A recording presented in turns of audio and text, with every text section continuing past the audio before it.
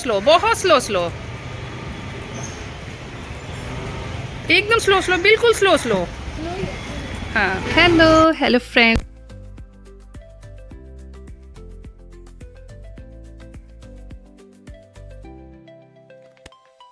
जिसके लिए मुझे पूरा किचन पहले तो खाली करना होगा, सारी चीज़ें मैं बाहर निकालूंगी और किचन को बहुत अच्छे से क्लीन करूंगी। और ये सारी चीज़ें ना बाहर ही रहेंगी जब तक से पूजा नहीं हो जाती, ये किचन में वापस नहीं जाएंगी। तो फिलहाल मैंने सारा किचन खाली कर लिया है, जितने भी ड्रॉवर्स थे, जितने भी बर्तन थे सारे। और किचन की सफाई करूँ और घर में कुछ नुकसान ना हो, ऐसा मेरे साथ तो हो ही नहीं सकता है। यहाँ पर मैंने जो लाइट लगाई थी वो सारी लाइट निकल गई। तो फिलहाल किचन क्लीन करने के बाद मैं चली गई थी सोने के लिए और अभी उठी हूँ, रात के 1 बज रहे हैं।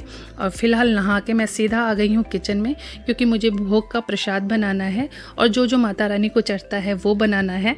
तो बस यहाँ पे मैं उसकी तैयारी कर लेती हूँ, क्योंकि ये जो पूजा होती है ये पूरे साल की पूजा होती है और ये पूरे घर की एक पूजा होती है। मतलब ये हमारी कुल देवी की पूजा होती है, जिसमें घर के सभी लोगों को होना चाहिए, एटलीस्ट लेडीज़ लोगों को तो होना ही चाहिए। पर ये पूजा आज मैं अकेले कर रही हूँ।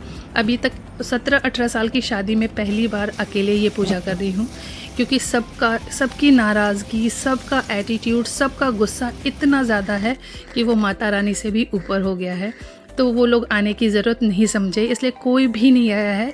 जबकि मैं घर की बहू हूँ, मुझे ये पूजा नहीं करनी चाहिए। मतलब अभी सास लोग हैं तो उनको करनी चाहिए, लेकिन सबकी नाराज़गी बहुत ज़्यादा है जो माता रानी से ऊपर है। नाराज़गी इंसान से होनी चाहिए, माता रानी कैसी नाराज़गी। खैर, कभी कभी लाइफ में ऐसी चीज़ें, ऐसी प्रॉब्लम्स आनी भी बहुत ज़्यादा ज़रूरी है, जिसमें आपको ये चीज़ें अच्छे से पता हो जाता है कि अपना कौन है, आपके बुरे समय में आपके साथ कौन है या आपके खिलाफ़ कौन है। फिलहाल इन बातों को छोड़ते हैं और यहाँ पूजा के लिए बनाते हैं पूरियाँ। तो यहाँ पूरियों के लिए मैंने आटा ले लिया है, साथ में मैंने इसमें डाला है थोड़ा सा शक्कर का पानी, जो कि पहले से मैंने गला के शक्कर को रखा था वो, क्योंकि हमारे यहाँ जब पूरियाँ बनती हैं ना तो उसमें थोड़ा सा शक्कर का पानी डालते हैं, जिससे पूरियाँ थोड़ी सी मीठी हो जाती हैं और साथ ही साथ इनका फ्राई करने के टाइम पे ना कलर भी बहुत ही अच्छा आता है। तो बस यहाँ पे हमारा गुलगुले का बैच निकलने वाला है। तो बस यहाँ पे मैं थोड़ी बहुत सी पूरियाँ बना के रखूँगी, क्योंकि दोनों चीज़ें एक साथ करनी होंगी, पूरियाँ बेलना और फ्राई करना दोनों करना है। तो थोड़ा सा एक्स्ट्रा बना के रखूँगी तो फटाफट से मेरी पूरियाँ निकलती जाएंगी। और सबसे बड़ी बात, ये सारी पूजा में मुझे अकेले करना है। मुझे बहुत डर लग रहा है। मैंने लाइफ में पहली बार 16 साल के बाद मैंने ये पूजा की है अकेले, वो भी। और इस पूजा में ना आपसे कोई भी गलती नहीं होनी चाहिए, कुछ छूटना नहीं चाहिए। दिल में दिमाग में बहुत सारी चीज़ें एक साथ चल रही हैं। तो फिलहाल यहाँ पे फटाफट से मैं पूरियाँ निकाल लेती हूँ। हमारा ऑलमोस्ट जो भोग है वो रेडी हो गया है, गुलगुले निकल चुके हैं। ये पूरियों का लास्ट बैच है। पूरियाँ भी रेडी हैं, साथ में उड़द दाल भी रेडी है बिना लहसुन प्याज की, और उसके साथ यहाँ पे मैंने राइस भी बना लिया है। तो यहाँ पे सारा भोग रेडी हो गया है। अब हम यहाँ पे तैयारी कर लेंगे पूजा की तैयारी के लिए मैंने यहाँ पे ना चावल को थोड़ी देर भिगो कर इसे बिल्कुल बारीक सा पीस लिया है, क्योंकि इसी से माता रानी के यहाँ पे जो भी पूजा होगी वहाँ पे लगाया जाएगा। और इसमें हल्दी मिक्स कर लेंगे। आपने देखा मैंने हल्दी का भी एक छोटा सा पैकेट लिया है, क्योंकि इसमें जो भी चीज़ें यूज़ होंगी ना वो बिल्कुल नई होनी चाहिए, बिल्कुल नया पैकेट खुलना चाहिए। आपके घर में कितना भी हो, आप वो यूज़ नहीं कर सकते हैं। बस यहाँ पे मैं लगा ले रही हूँ भोग की थाली। जो भी चीज़ें हैं सारी हमें 2-2 पीस में रखनी है, मतलब 9 पीस का सेट बनाना होगा। 18 पूरियाँ हैं, 18 गुलगुले हैं, और मैं बार बार इन्हें काउंट कर रही हूँ कि कहीं कुछ गड़बड़ ना हो जाए, कहीं कुछ गलती ना हो जाए, क्योंकि इसमें बिल्कुल कोई भी गलती की गुंजाइश नहीं है, गलती होनी ही नहीं चाहिए। तो फिलहाल यहाँ हमारी भोग की थाली भी रेडी हो गई है। बस अब मैं फटाफट से कर लूँगी पूजा, क्योंकि काफ़ी लेट हो रहा है। 2:45 के आसपास हो रहा है और 3 बजे तक ये पूजा हमें कर लेनी है। तो फिलहाल मैं पूजा कर लेती हूँ।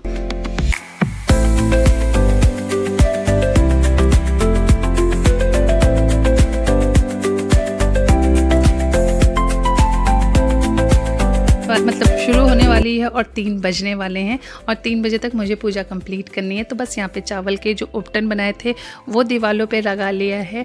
वही उपटन मैं दरवाजे पे भी लगाऊंगी, और क्यों लगाते हैं ये मुझे नहीं पता, पर मुझे ऐसा लगता है कि ये हल्दी दरवाजे पे लगाना काफ़ी शुभ माना जाता है, इसलिए लगाते होंगे। पर मुझे एग्जैक्ट रीज़न नहीं पता है।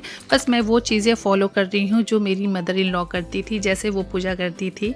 और स्पेशली ना किचन का ये जो दीवार है ना, इसी दीवार पे पूजा करना होता है। मतलब ये जो साइड होता है क्या कहते हैं पूर्व पश्चिम का उस साइड में, तो काफ़ी किचन छोटा है, पर इसी में एडजस्ट करके मेरी मदर इन लॉ भी पूजा करती थी, मैं भी कर लेती हूँ।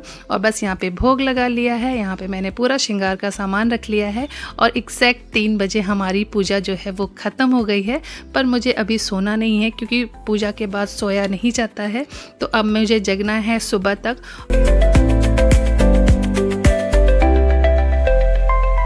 और ये है नेक्स्ट डे, मतलब कि 9वीं वाला दिन है। तो बच्चे स्कूल चले गए हैं क्योंकि बच्चों की 9वीं की छुट्टियां एक दिन पहले ही हो गई थी। तो आज बच्चों का स्कूल था, बच्चे स्कूल गए हैं। टिफ़िन में मैंने उन्हें गुलगुला, पूरियां और कुछ ड्राई सा स्नैक्स दे दिया है क्योंकि गैस तो जलेगा नहीं। उसके बाद हमने की है पूजा, साथ में किया है हवन। हवन होने के बाद काफ़ी रिलैक्स होता है क्योंकि माता रानी के आने के टाइम पे बहुत ज़्यादा आप थोड़ा बिजी हो जाते हैं। अभी ऐसा लगता है कि सारी पूजा हमारी अच्छे से हो गई है। तो बस यहाँ पे पूजा हो गई है कंप्लीट। बस यहाँ पे मैं पी लूँगी चाय और करूँगी सोने की तैयारी क्योंकि रात भर से जगी हूँ। तो फिलहाल वीडियो को कर दूँगी यहीं पे एंड। आई होप आपको ये वीडियो पसंद आया होगा। तब तक के लिए बाय।